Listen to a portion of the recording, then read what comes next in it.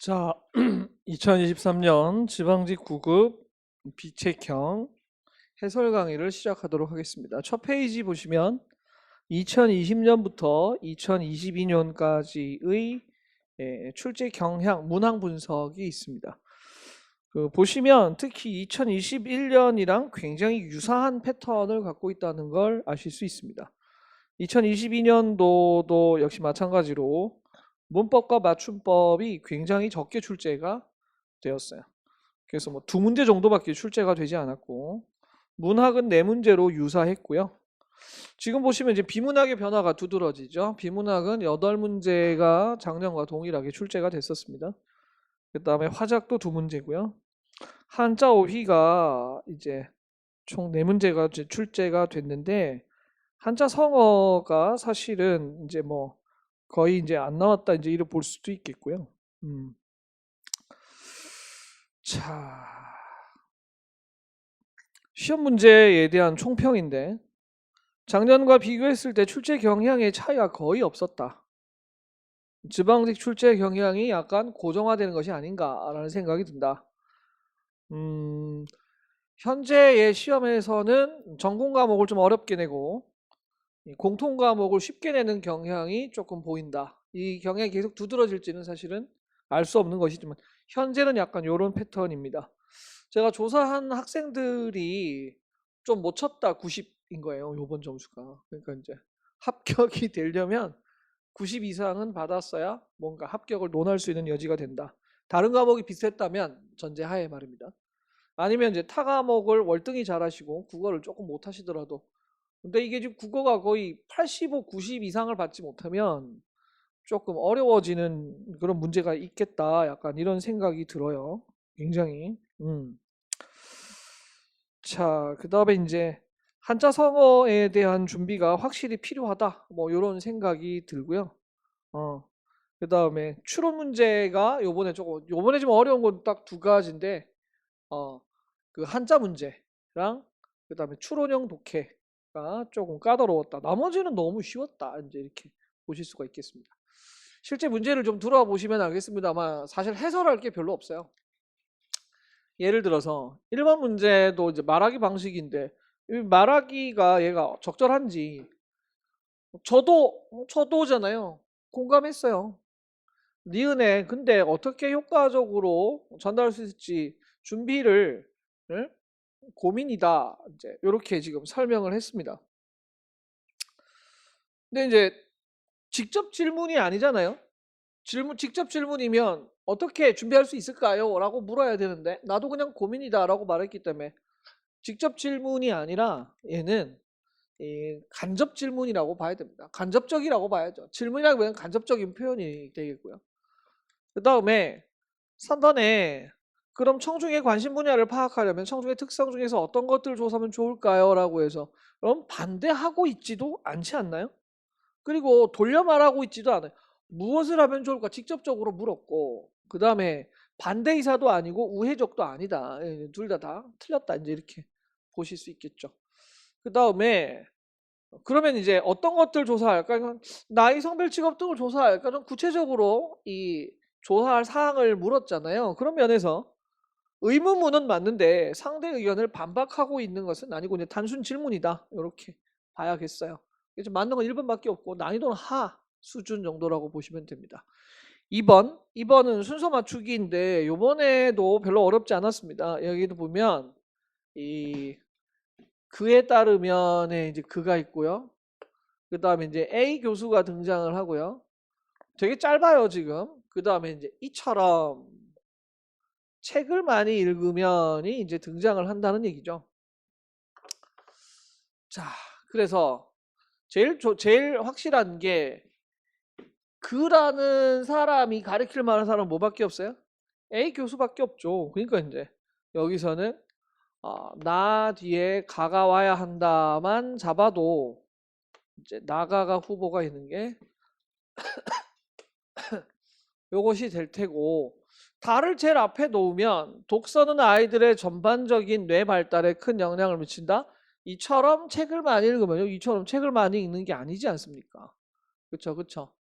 그래서 책을 읽으면 상상력이 자극돼요. 그러니까 이게 다가 이처럼 책을 많이 읽으면에 지금 저 앞에 있는 여기 뒤에다가 다를 붙이려고 한다면 이처럼이 가리키는 말이 여기 있어야 되는데 책을 많이 읽는 얘기가 나오지 않기 때문에 이제 이게 적절하지 못하니까 요게 틀리고 요게 선택이 되게 난이도 하의 문제였다. 문장을 주고 굉장히 어렵지 않은 문제였었습니다. 1번 하시면 되겠고요.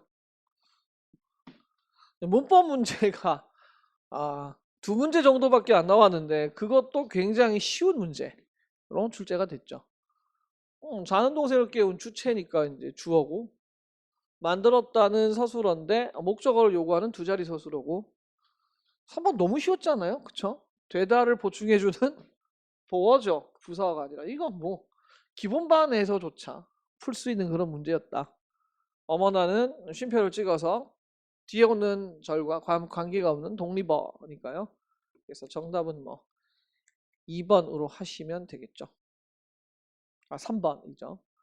그 다음에 4번은 이거는 사실 그 어휘인데 이 한자로 된 단어 맹종, 탈피, 재고, 부유를 순우리말로 바꾸는 한자 단어를 우리말 표기로 바꾸는 거죠. 맹종이 안 보이는 없을 맹자의 종자 목적 없이 따르는 거니까 무분별하게 따른다가 매우 적절하다고 보실 수 있습니다. 그 다음에 이제 탈피한다가 거기서 벗어난다는 뜻을 갖고 있죠. 그래서 벗어난다라는 의미로 잘 바꿨고요. 재고도 이제 시험에서 우리가 여러 가지 어휘로 많이 높인다라는 뜻을 갖고 있죠. 수준이나 정도 따위를 끌어올리는 거니까 끌어올린다라는 표현이 매우 적절합니다. 리을은 제가 적어놨습니다만 기선제압의 148페이지에 50번에서 이미 문제로 직접적으로 풀었었습니다. 부유한 빙산이 부유한다. 부상이 아니라 부유다라고 하면서 부상은 떠오르는 거고 부유는 떠다닌다. 이게 뜰 부자에 단일 유자를 써가지고 부유다. 이렇게 언급을 했었던 단어입니다. 그리고 이제 재고라는 단어도 모의고사에서 사실 풀었었던 단어죠. 그래서 이제 이미 알고 있던 단어였고 난이도는 왜 또 뭐 중, 하까지는 아니고 그래도 한자가 어려우니까. 그래서 이제 4번이 부유하니 헤엄치는 게 아니라 얘가 얘는 그 떠다니는이 맞죠. 어디 다니는 단일 유자를 써야 되니까 헤엄치는이라는 말하고는 좀 적절치 못하다 이렇게 볼 수가 있겠습니다. 정답이 이제 4번이 되겠고요. 자, 우리 예상했던 고전시가가 나왔는데 고전시가 우리 핵심 정리할 때도 나왔던 두 편의 시죠. 너무나 유명하죠. 청사는 내 뜻이요 녹수는 님의 정의. 녹수가 흘러간들 청산이 변하겠느냐. 여기 이제 녹수는 흘러가고 청산이 변하느냐 이렇게 하니까 여기 이제 대비가 나와 있죠. 화자가 처한 상황을 제시하고 있다. 님이 날 떠났잖아요.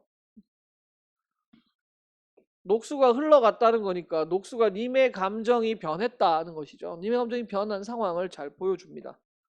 그리고 청사는 어찌하여 만고에 푸르르며 유수는 어찌하여 주야에 그치지 아니하는가. 우리도 그치지 말고 만고성성하자. 여기 이제 푸르다는 시각이긴 한데 여기에 지금 어디가 청각이 어디 있어요? 그렇죠? 청각이 없죠.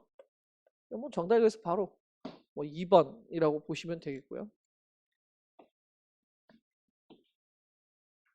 대꾸법 연습 많이 했죠. 비슷한 문장 구조를 나란히 배열하는 대꾸법은 청사는 내 뜻이요 녹수는 님의 정의. 여기도 이제 대꾸법이고 얘는 흘러간들 얘도 대꾸법이죠.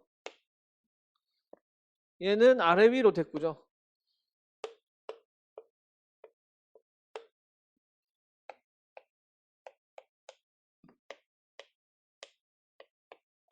대꾸법은 비슷한 문장 구조가 옆으로 나란하게 배열이 되어 있거나 아래 위로 나란하게 배열이 되어 있을 때를 대꾸법이라고 하니까요. 대꾸법 모두 잘 사용했고요. 가와나 모두 서리적 표현을 사용했다는데 변할 손가 여기가 서리법이고 변하지 않는다. 그치 아니하는가 여기도 서리법이죠.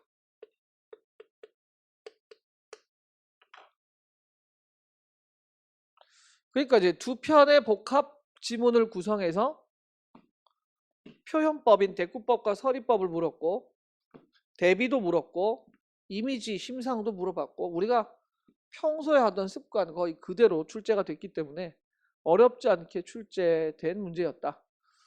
그래서 정답은 2번. 긴장만 안 했으면 잘 푸실 수 있는 아주 기본적인 작품이었습니다. 6번. 다음 글의 중심 내용으로 가장 적절한 것은? 입니다. 교환 가치는 거래를 통해 발생하는 가치이고, 사용 가치는 상품을 사용할 때 쓰는 가치다. 그래서 이제 첫 번째가 바로 교환 가치와 사용 가치에 대한 이제 설명으로 이 글을 시작을 합니다. 그래 놓고 얘는 언제 이 차이점에 대한 설명들을 이 둘의 차이점에 대한 이제 설명인 거죠. 그러면서 상품에는 사용 가치와 교환 가치가 섞여 있는데, 교환 가치가 아무리 높아도 사용 가치가 없다면 해당 상품을 구매하지 않는다. 이제 이런 얘기를 합니다. 하지만 이 같은 상식이 통하지 않는 경우,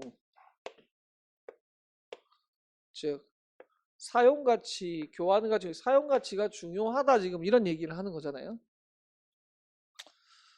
몰랐는데 다른 사람의 영향을 받아가지고 이런 사용 가치는 잘 모르겠는데 교환 가치가 뛰어난 것 때문에 휩쓸려서 이걸 선택하는 경우들도 있다라는 언급을 하고 있습니다. 사실 이제 이 글은 뭐가 더 중요한 거예요? 교환 가치보다 상품 가치가 더 중요한데 사람들의 영향을 받아서 교환 가치에 홀릴 수가 있다. 그죠? 그러니까 결국 뭐예요? 조심해야 된다. 그러니까 다른 사람들의 말에 휩쓸려서 어떤 상품의 사용 가치가 결정되면 안 된다, 이 말이죠. 그러니까 뭔가를 구매를 결정할 때 다른 사람에게 휘둘리지 말고 자신만의 주관을 가져라 입니다. 일단 1번은 본문과의 말이 되지 않고, 2번이 이제 사실 후보였다고 볼 수 있겠죠. 평가를 반영하면 안 되고 자신의 주관에 따라 해야겠죠. 그래서 결국은 이제 2번과 4번 중에 둘을 고려해야 한다는 말도 틀리진 않지만, 이 글은 사람들의 말에 휩쓸리면 안 되니까 자신의 필요를 중시해야 된다. 그래서 이제 정답이 4번으로 가시면 되겠습니다. 7번. 어색한 곳을 찾아서 고쳐쓰기. 화작 중에 장문입니다.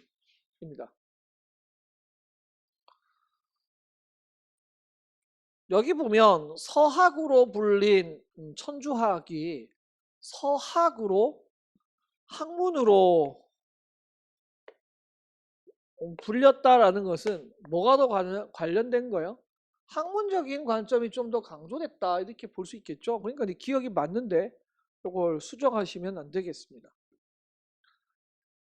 당시의 유학자 중 서학 수용에 적극적인 이들까지도 서학을 무조건 따르자고 주장하지는 않았다. 서학은 분석의 대상이었기 때문이다 라고 말한 측면에서 주장하지는 않았는데 주장하였는데 주장하지 않았다가 더 맞잖아요. 그러니까 이것도 뭐 난이도가, 이거 무슨 중학생도 제가 볼 때 시험지를 보고서 이거 뭐야 뭐 이제 이런 생각을 가졌어요. 게다가 서학이 유일한 대안은 아니었다. 예. 왜요? 외부에서 유입된 사유체계에는 양명학도 있고 보증학도 있기 때문에 유일한 대안이 아니었다도 적절하죠. 적절하기 때문에 수정하면 안 되죠. 하지만 요게 이제 지향과 지양에 대한 이야기. 뭐 기본서에 제가 혼동어휘에서 지향하고 지양에 대한 이야기들 해드렸잖아요. 그렇죠? 그래서 지향이라는 단어는 추구한다 이런 뜻이고, 지향은 거부하고 하지 않는다 이런 뜻이죠. 그래서 수용했지만의 반대여야겠죠. 요 지만이 있으니까. 그래 됐다면 지향은 아니고 지양이 돼야 된다. 정답이 이제 4번이 되는 것이죠. 8번.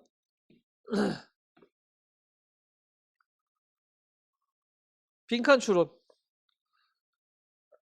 빈칸 추론은 빈칸의 앞뒤에서 이 근거를 찾아내셔야 됩니다. 이 중에서 예상 독자의 분석이 중요한 이유는 예상 독자의 분석이 중요한 이유의 설명이 여기에 들어가야 됩니다. 그리고 이제 이 중에서는 앞에 이제 여러 가지 중에서 이제 예상 독자 분석 요게 제일 중요하다고 지금 말하는 거잖아요. 그럼 앞에 내용이 없다는 건 뒤에 있겠죠. 왜냐하면 독자의 수준에 비해서 너무 어려운 개념과 전문 용어를 사용한다면 독자가 글을 이해하기가 어렵게 되기 때문이다.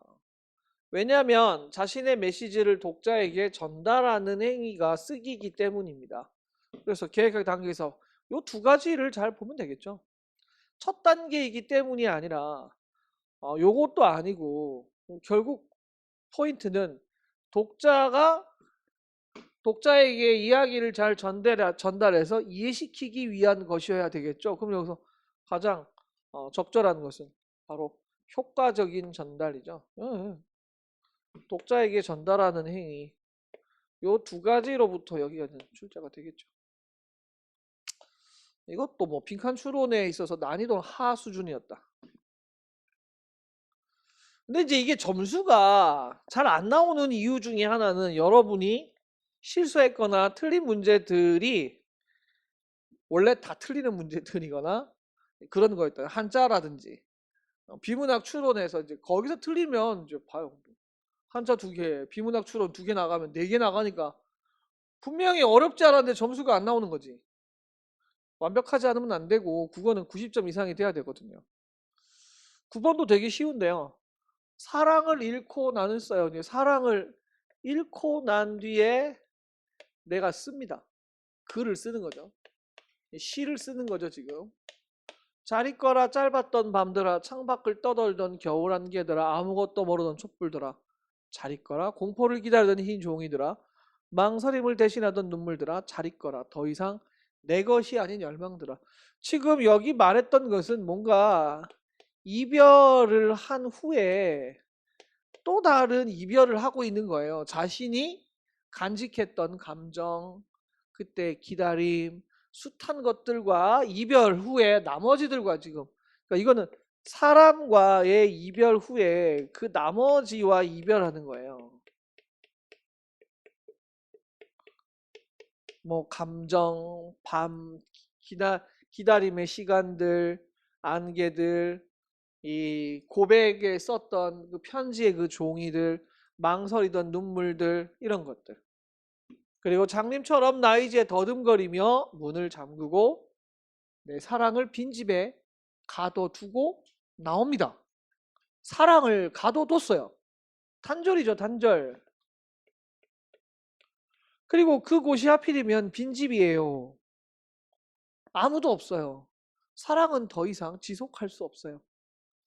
대상들을 호명하며 밤들아, 안개들아, 촛불들아 부른다는 뜻이죠. 안타까운 심정을 표현하고 있어요.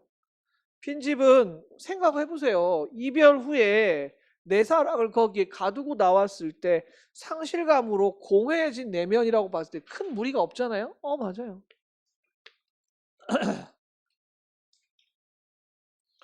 영탄형 어조를 활용해 이별에 따른 정서를 파악하고 있다. 이제 이런 게 어려운 건데 영탄적 어조가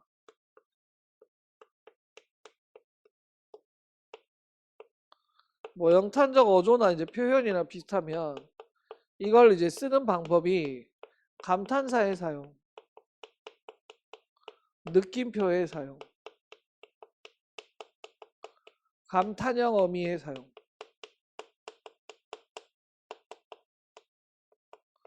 그리고 서리적 표현.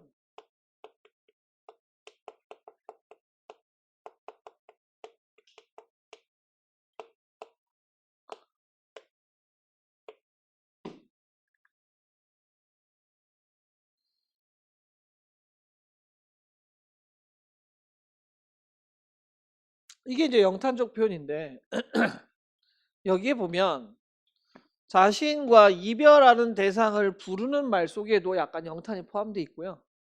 문을 잠그네, 갇혔네, 여기에도 있다고 보실 수 있어요. 근데 이제 영탄적 어조를 모른다고 칩시다.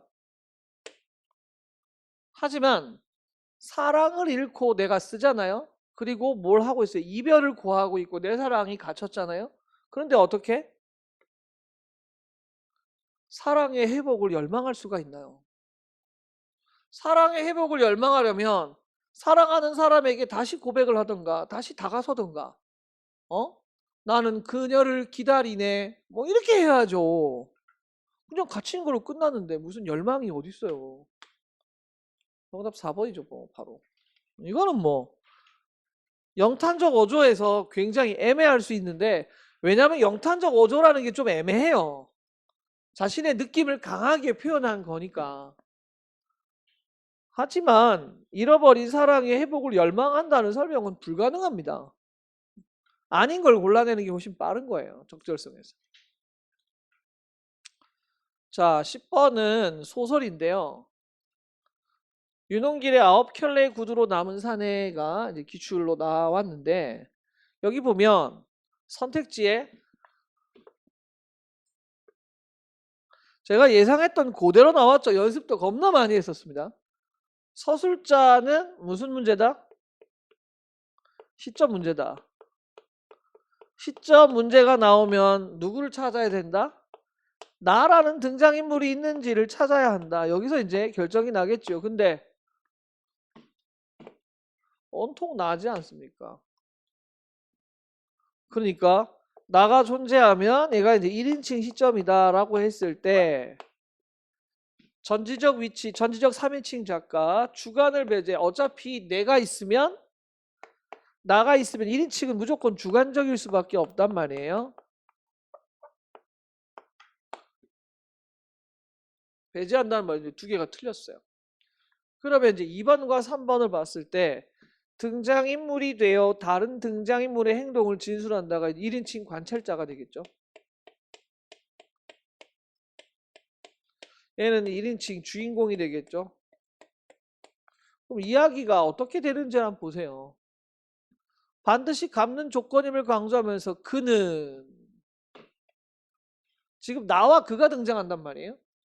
그는 이런 표정을 했고 잊을 뻔했다. 그가 적시에 일깨워주었기에 망정이지. 나는 빌려주는 어려움에만 골똘한 나머지 빌려줬다. 나중에 돌려받는 어려움이 더 클 거라는 사실은 생각도 못할 뻔했다. 뭐뭐조차 감당 못하는 주제 막벌이 아니면 어쩌다 간간히 얻어걸 출판사 싸구려 번역일 가지고 어느 해가의 빚을 갚을 것인가. 상책이었다. 야물치기 굴 필요가 있었다. 그러니까 지금 나하고 그 사이에 벌어지는 이야기입니다. 병원 이름이 뭐죠? 원산부인과입니다. 보증을 섬하고 약속할 테니까 한번 매달려 봐라. 지금 그와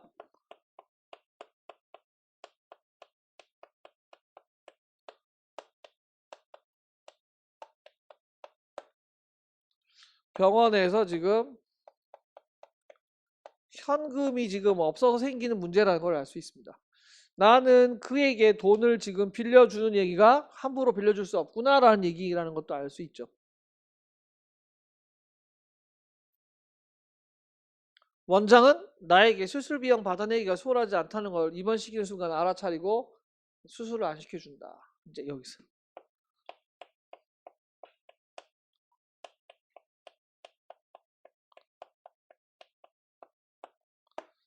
자, 이 이야기는 나의 이야기가 중심이 아니라 그가 지금 병원에 그의 아내가 입원해 있는데 산부인과 보니까 지금 아기 때문에 입원해 있단 말이에요. 지금 수술을 받아야 될 처지인데 원장이 딱 보니까 얘 돈이 없을 것 같거든. 얘 지금 수술을 안 시켜주고 있고 걔 지금 나한테 와서 돈을 빌려달라고 지금 얘기하는 거예요. 나는 근데 나도 역시 이 사람에게 돈을 빌려주면 받을 기약이 없다는 걸 알면서 아 이거 빌려주면 안 되는데 막 이런 생각을 하고 있다는 얘기입니다. 그럼 여러분 지금 나의 이야기가 아니라 누구의 이야기 중심이에요? 그의 이야기가 중심이라는 것은 얘가 1인칭 관찰자 시점이라는 걸 아실 수 있겠고 그렇게 봤을 때 정답은 2번으로 가야 됩니다. 작품 속에 내가 등장, 나의 이야기가 아니라 그의 이야기. 그래서 정답은 2번. 이게 우리가 정말 모의고사에 제가 우리 모의고사를 한번 쫙 살펴보세요. 얼마나 많은 소설의 문제를 제가 이 문제로 냈는지. 지겹도록 냈어요. 시점 문제가. 서술자는 시점이다. 수없이 많은 연습을 통해서 익숙해졌던 문제였고요. 찾는 것도 어렵지 않았던 문제였습니다. 11번 화법의 대화 분석. 아까는 말하기 방식, 늘 있는 대화 분석. 설탕세 부과 문제. 국민 설탕을 부과하면 당 함유 식품의 소비가 감소하게 되고 질병도 예방되니까 국민 건강 증진에 도움이 된다.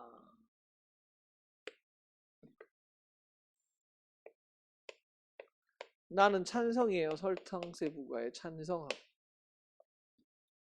그랬더니 운용이가 뭐라고 말했냐면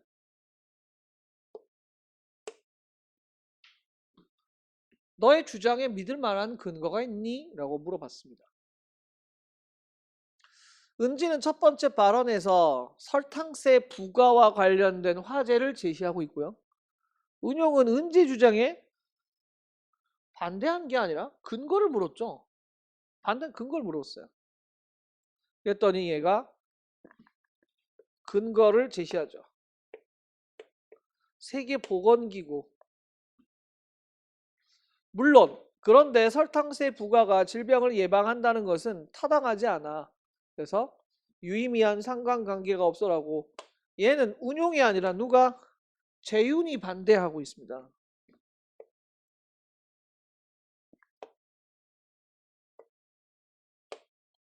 재윤은 반대. 운용은 근거를 질문.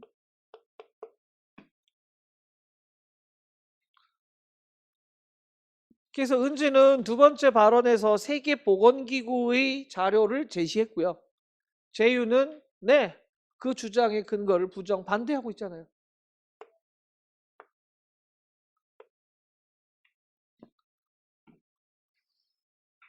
하지만 운용은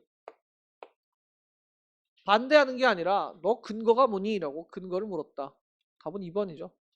이것도 뭐 화법은 난이도가 굉장히 낮다. 신경 쓰지 않아도 된다. 사실은 이렇게 말씀드릴 수가 있습니다. 그리고 시험에 이제 문제가 됐던 사실은 이게 어휘 문제라고도 볼 수 있는데 여기에 이제 국가는 원래 이제 노래한다는 의미를 사실은 국가가 갖고 있죠. 그게 이제 노래한다라는 의미에서 얘가 행복한 처지나 기쁜 마음을 노래한다. 그걸 이제 나타낸다. 이제 이런 뜻이 되겠고 알력은 이제 서로 충돌한다는 거고요. 알력에 이제 한자에 수레가 다 들어가 있다는 것들은 언급해 옛날에 해드린 적이 있었습니다. 그 다음에 이제 지도 편달에는 이제 가죽자가 들어가고 손수가 들어가지요. 그래서 채찍편과 때릴 달이다. 뭐 이렇게 채찍편 같은 경우도 주마가 편하면서 설명을 드리긴 했었어요. 그런데 사실은 이게 어렵단 말입니다. 근데 하나는 알 수 있었죠. 이게 이제 우리 주간 한자 하면서 했었는데 요게 받을 숫자고 요게 들어가야 줄수가 된다. 이게 주다고 이게 받다예요. 근데 그는 집을 뭐뭐 하려 했다. 사려는 사람 이건 팔다라는 의미란 말입니다. 그럼 파는 거는 받으면 안 되겠죠. 틀렸죠. 그래서 매매거나 매도하거나 매도라는 단어를 하거나 매매라는 단어를 해야지. 이게 지금 받을 수였기 때문에 어휘 문제이긴 한데 한자가 틀렸기 때문에 이제 한자 어휘를 잘 볼 문제가 있었다. 요게 받을 숫자고 여기에 손수를 써서 줄 숫자다. 요게 이제 수업 때 했던 내용이죠. 요거를 보고서도 답을 2번이라는 것을 아실 수 있다.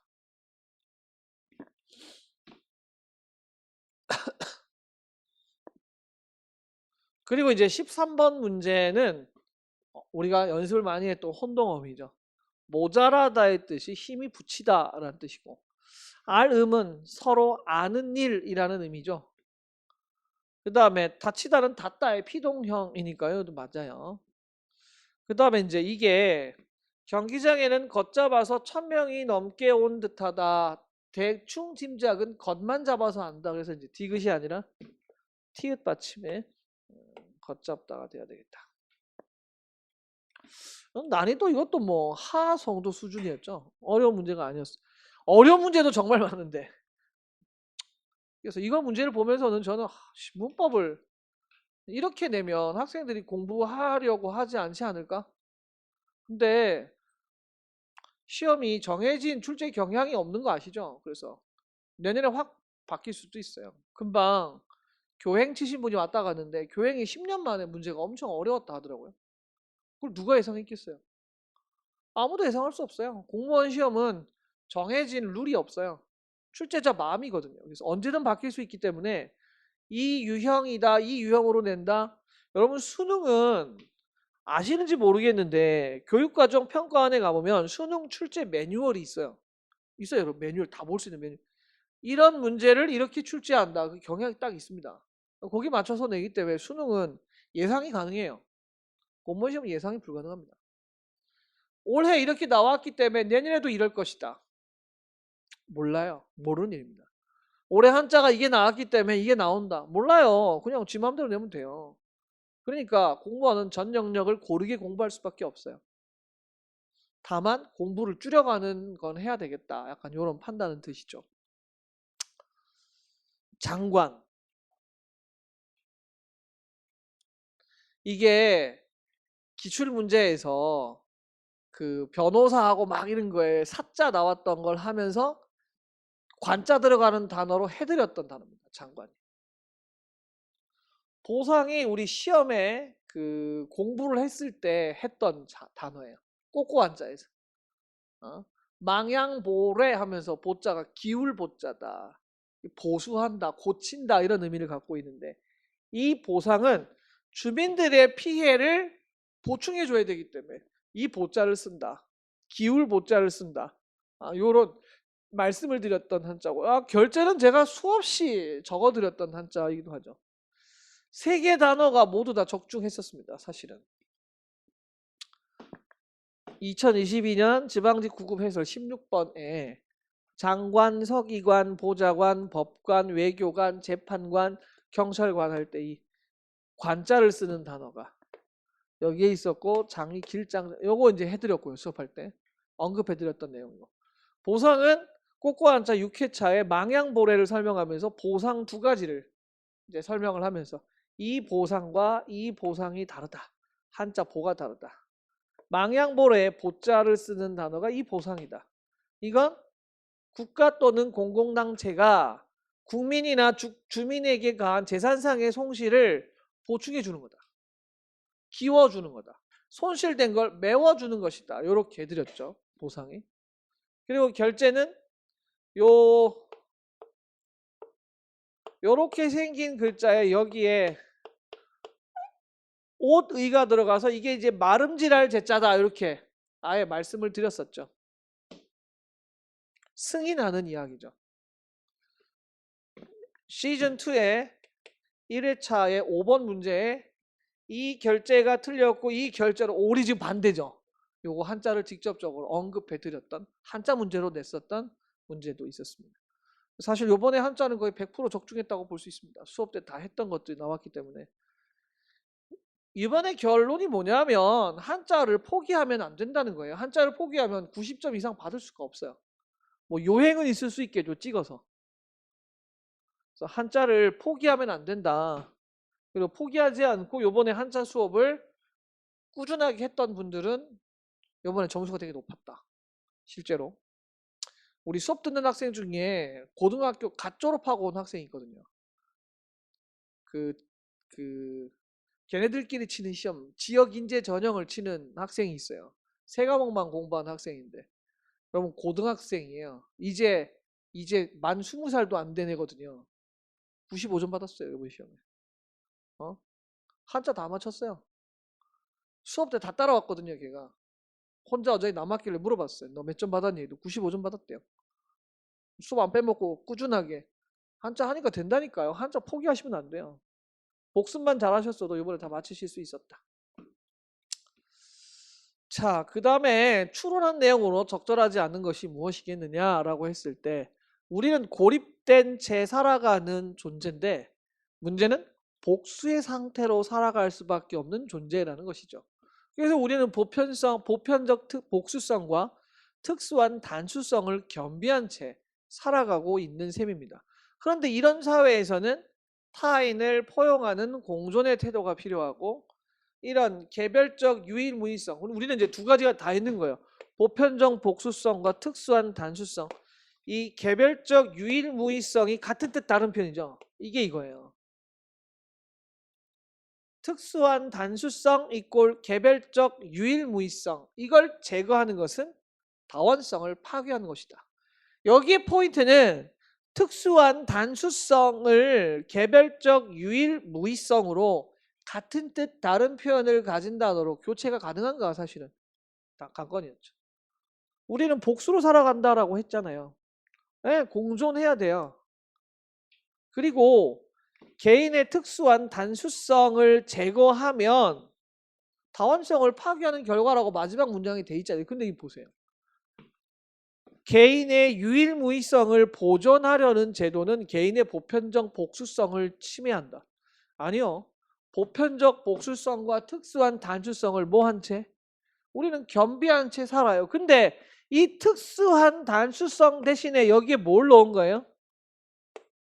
이걸 넣었다고요. 개별적 유일무이성으로 말을 바꾼 거라고요.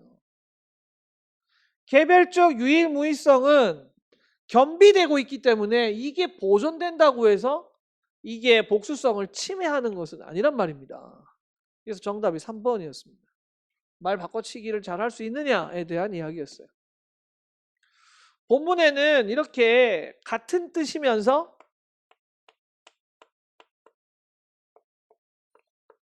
다른 표현을 가진 애들이 존재하는 거죠. 이번에 관건은 개인의 유일무이성과 개인의 특수한 여기 4번에 나오는 단수성이 동의어라는 걸 알고 있겠느냐라는 문제라고 보실 수 있겠습니다. 16번 춘향전. 춘향전은 매우 이제 독특한 대목인데요. 동일한 글자를 반복함으로 리듬감을 조성하고 있다. 여기 많죠. 여기는 이제 일자로 운을 달아서 그 다음에는 이자로 그 다음에는 삼자로 계속 일이 반복되죠. 일편단심 춘향이 일정지심 먹은 맘 일부 종사했더니 일신안처 이 몸인들 일각인들 변하니까 1월 같은 맑은 적이 일이 힘들게.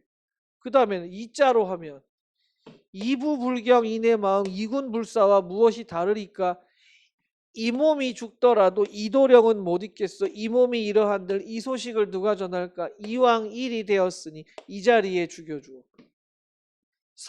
삼청동 도련님과 삼생연분 맺었는데 삼강을 버리라 하오. 삼척동자 아는 일을 니네 몸이 조각 지켜 삼종지도 중한법을 삼생에 버리니까 3월 3일 제비같이 훨훨 나 33천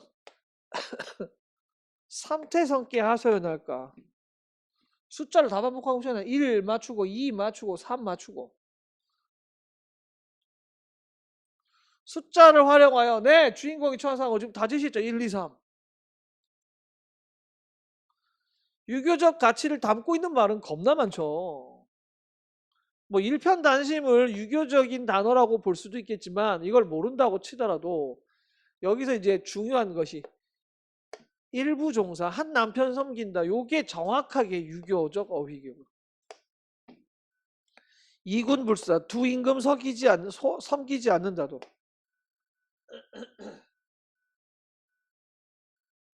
삼종지도도 결국은 유교 윤리를 어기지 않겠다라는 얘기를 1, 2, 3 숫자를 이용한 한자성어를 다 동원했습니다. 하지만 말이죠. 매우 치라 소리 맞춰서 첫 번째 때리고 두 번째 때리고 세 번째 때려서 매 맞으며 에고 에고 서럽다라고 했잖아요. 춘향이가 지금 맞아가지고 서러운 거예요. 그런데요, 3번에 등장인물과의 대화는 있죠. 그런데 주인공의 갈등도 일단 여러분 내적 갈등 아니지 않나요? 내적 갈등은 한 사람의 마음에서의 망설임. 만약에 춘향이가 내적 갈등을 했다면 아 이제 포기할까? 이제 남자 바꿀까? 뭐 약간 이런 내적 갈등도 없어. 또 갈등이 해결되지도 않고 있죠. 매를 맞고 있는데 무슨 갈등이 해결됩니까? 매 맞으면 해결됩니까? 세대 맞으면 해결돼요? 해결 안 되잖아요. 답이 3번이 될 수밖에. 그 다음에 여기도 이제 실수가 조금 있었는데 읽으실 때 글을 좀 잘 읽어야죠. 글을 모르는 사람들과 글을 읽을 수 있지만 남이 읽어주는 것을 선호하는 이들을 대상으로 구현이 이루어집니다.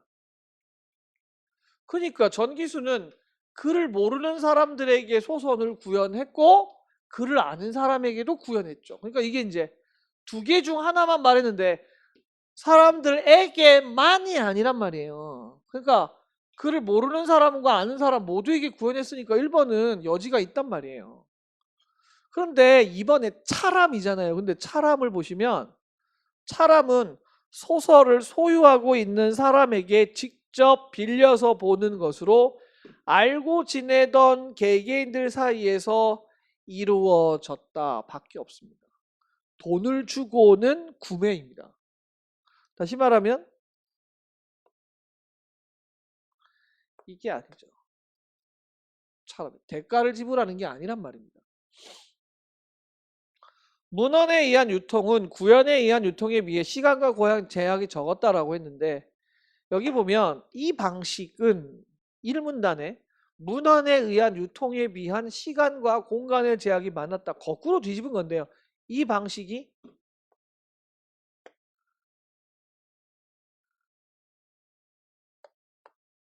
구현입니다. 즉 구현이 문헌보다 제약이 많았다. 이 거꾸로 한 거죠. 그러니까 문헌은 제약이 적었죠. 반대잖아요. 주어가. 조선 후기에 새 책가가 성행한 원인은 소설을 구매하는 비용보다 새 책가에서 빌리는 비용이 더 적었기 때문이다.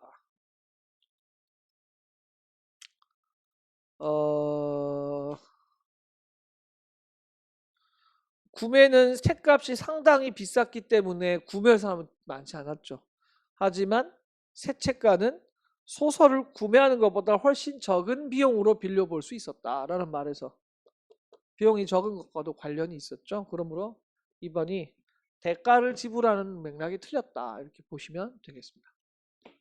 18번은 본기가 28권이나 되고 열전이 10권이 되기 때문에 여기 보시면 열전이 가장 많은 권수를 차지한다는 말은 틀렸죠. 본기가 28권이나 되니까요. 본기가 1등입니다.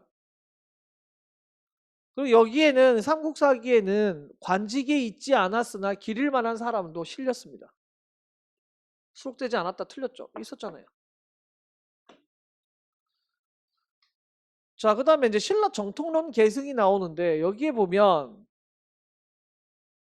수록된 인물이 86명인데 신라인이 가장 많고 백제인이 가장 적었고 수록 인물의 배치는 어쩌쭉 됐는데 여기에 쭉 보시면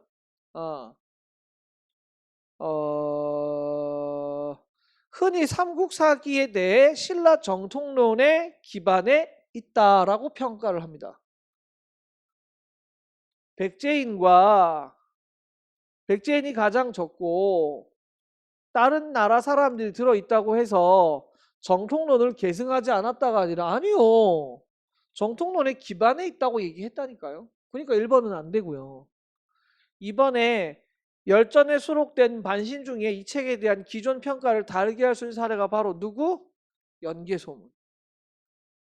연개소문은 목적에 부합하지 않는 반신인데 이 연개소문의 사례에서 볼 수 있듯이 삼국사기는 기존 평가와 달리 다면적이고 중층적인 역사 테스트라고 할 수 있는 평가가 내려질 수 있다.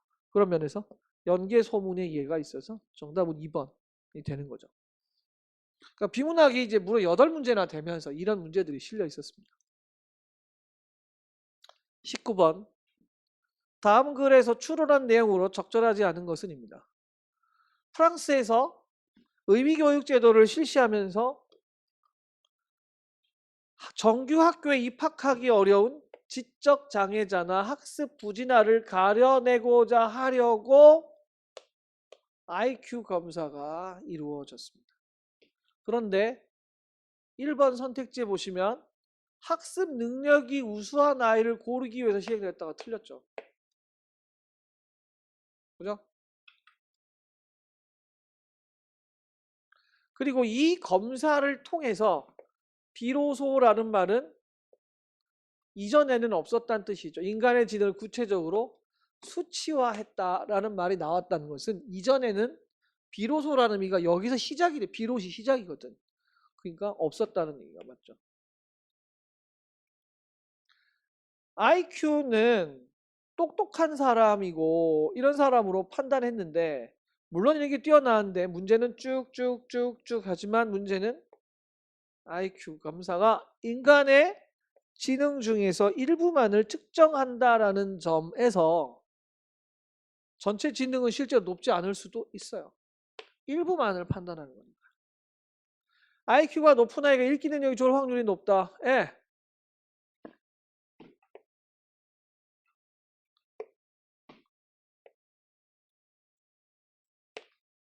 IQ가 높은 아이는 그렇지 않은 아이에 비해서 이 문단에 읽기나 계산 등의 사고 기능과 관련된 과목에서 높은 성취도를 보이는 경우가 많았잖아요. 읽기 능력이 좋을 확률이 높죠. 확률이. 1번이 틀렸죠. 우수한 아이가 아니라 학습 부진아와 지적 장애인을 골라내기 위한 검사였습니다. 그런 점에서 틀렸어요. 자, 가장 많은 오답이 나왔던 문제. 여기에서의 이제 포인트는 뭐냐면 문맥에 한자는 문맥에 따라 같은 글자가 다른 뜻으로 쓰이지는 않지만 다른 문장 성분으로 사용되기도 해서 혼란을 야기한다. 그래서 A는 사랑하는 사람이지만 얘가 사람을 사랑하다로도 쓰일 수 있다. 이제 이런 얘기죠. 그러니까 얘가 관형어인지 서술어인지 잘 몰라서 혼란을 일으킬 수 있다입니다. 그런데 여러분이 조심하셔야 될 게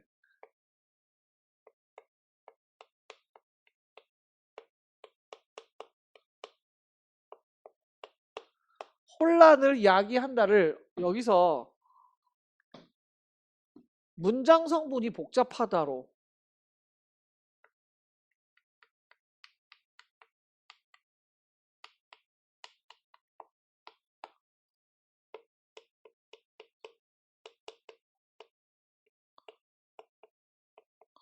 지금 이거잖아요. 지금 사랑 애인의 애자가 관형어가 되기도 하고 서술어가 되기도 하잖아요. 그런데 이걸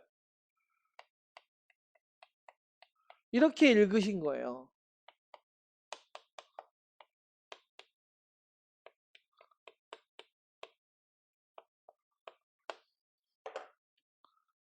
혼란을 야기한다가 복잡하다로 읽은 건데 여러분 이게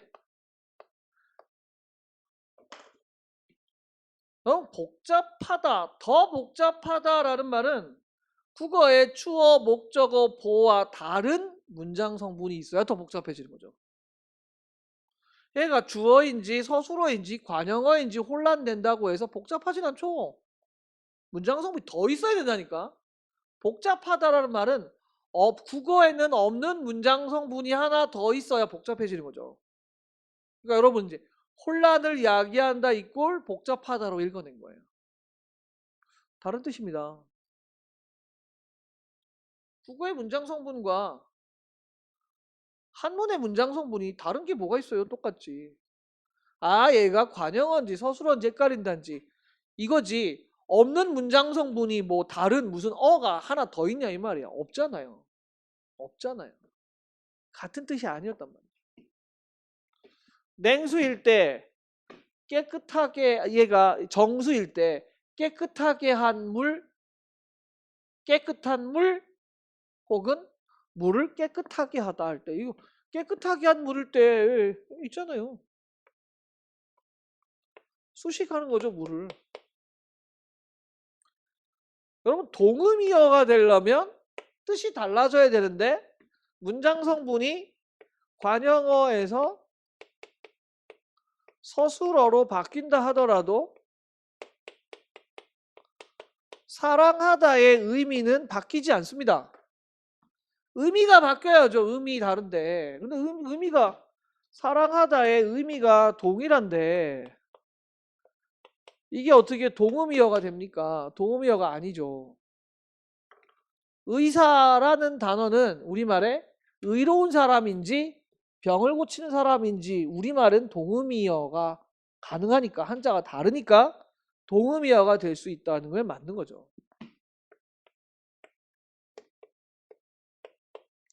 사실 저도 1번이 맞는 줄 알았어요. 근데 2번, 3번, 4번 답이 없더라고. 근데 2번, 3번, 4번 너무 명확한 거야. 1번을 다시 봤죠. 그랬더니 아이고야 함정이었구나 깨달았죠. 이거는 매력적인 함정이었어요. 혼란을 야기하니까 당연히 우리는 혼란을 야기하니까 복잡한 일반적으로 혼란스러우면 복잡한 거라고 생각을 하지만 이 본문 속에서 문장 성분이 복잡해진다는 건 더 많은 문장 성분이 있었어야 된다는 얘기가 되니까 혼란을 야기한다와 문장 성분이 복잡하다는 것이 동의어가 아니었다는 사실이 이게 문제가 되는 거였어요. 되시겠죠? 그러니까 지금 이렇게 결론을 좀 내려보시면 여기에 지금 특화된 게 한자가 그 다음에 비문학 원래 4개 영역이 어렵거든요.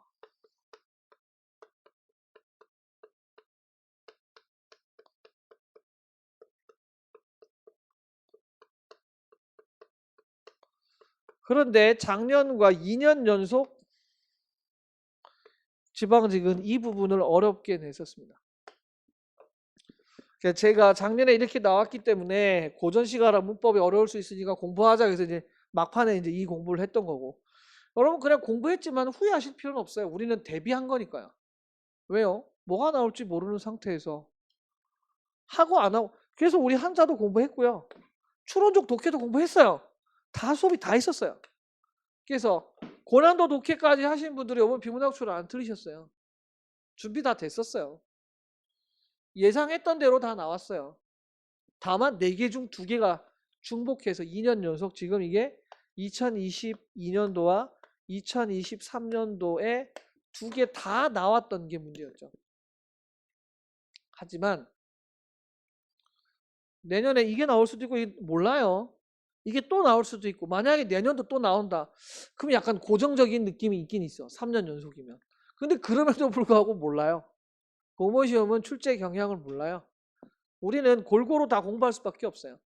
초기 수험생들에게 한자는 포기의 대상이지만 이제 시험을 한번 치셨으면 올해는 한자 공부를 꾸준하게 하셔야 된다.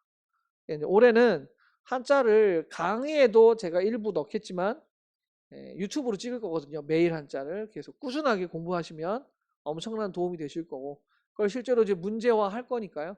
그런 부분도 여러분이 잘 익히셔서 공부하시면 되고요.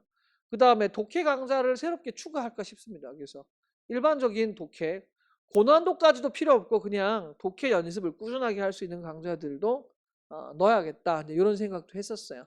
그래서 이런 데 대한 대비만 되면 뭐 큰 문제가 없지 않을까. 그래서 내년 커리는 제가 요번 주까지 작성을 해서 다음 주 월요일 저녁에 전략이 있거든요. 과목별 학습 전략이 이제 1시간 동안 뭐 하는 게 있어요. 여러분이 들을 수 있는지 잘 모르겠어요. 그래서 오후에 6시부터 아마 저도 하고 행정법 교수님도 그때 찍으신 걸로 알고 있거든요. 그래서 뭐 필요하시면 오셔도 되고 어차피 영상으로 공개가 될 거니까 영상을 보시면 오늘 제가 한 말 크게 벗어나지 않을 거예요. 역시 4가지 영역을 대비해야 된다. 꾸준하게 해야 되는데 한자는 이제 매일 학습으로 돌려야 되고 비문학은 꾸준한 공부를 위한 강좌를 마련하겠다. 고전시가도 마찬가지고 문법도 이런 마찬가지고. 그래서 조금 문법이 되게 치우쳐 있었다면 이제는 문법에 힘을 좀 빼고 가볍게 여러 번 돌리되 문제를 통해서 만나는 수업이 더 중요하지 않겠나. 사실 이런 생각을 해요. 그래서 문제를 통해서 만나고 다시 기본으로 돌아가고 요 패턴을 여러분이 반복하실 수 있는 학습 패턴이면 되겠다. 뭐 이렇게 내릴 수 있겠습니다.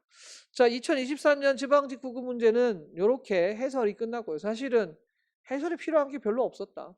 독해 정도 한 두 문제 정도가 필요했고 한자 문제에 대한 언급이 필요하긴 했었다. 이렇게 말씀을 드릴 수가 있습니다. 자, 올해 뭐 타 과목 때문에 실패하신 분들도 계시고 또 국어 자체를 조금 핀트를 잘못 맞추셔서 못 치신 분들도 계신데 새로운 준비를 하실 때는 또 지금 새롭게 시작하시는 분들한테는 오늘 수업이 방향성이 될 수 있습니다. 아, 이런 식으로 공부를 해야 되겠구나. 만약에 이제 처음 시험지를 만나시는 분들도 시험지를 보니까 뭐 해볼만 하다 이런 생각이 드실 거예요. 왜냐하면 초시생들의 점수가 낮지 않습니다. 7, 80 이상을 받으세요. 그러니까 마지막 4문제, 5문제가 관건입니다. 항상. 거기에 대한 대비가 국어에 대한 대비다. 결국 2문제 싸움입니다. 2문제를 놓치느냐 다 맞히느냐. 아시겠죠? 국어는 거의 뭐 90점 이상을 받으셔야 된다는 목표를 가지고 완벽을 위해서 달리셔야 된다. 그러면 이제 꾸준하게 공부하실 필요가 있다. 가능합니다. 1년 만에도 지금 가능하고 6, 7개월 만에도 95, 100이 가능하니까요. 이제는 가능해요. 문제가 어렵지 않기 때문에. 그래서 부족하지만 점수는 나쁘지 않을 수 있다. 그래서 나의 빈 곳을 잘 메우시는 그런 공부 학습 전략을 잘 세우시면 될 것 같습니다. 자, 이렇게 해서 2024년 지방직구급 해설 강의를 마치도록 하겠습니다. 수고 많으셨습니다. 기본반은 10분 있다, 15분 있다가 수업을 다시 재개하겠습니다.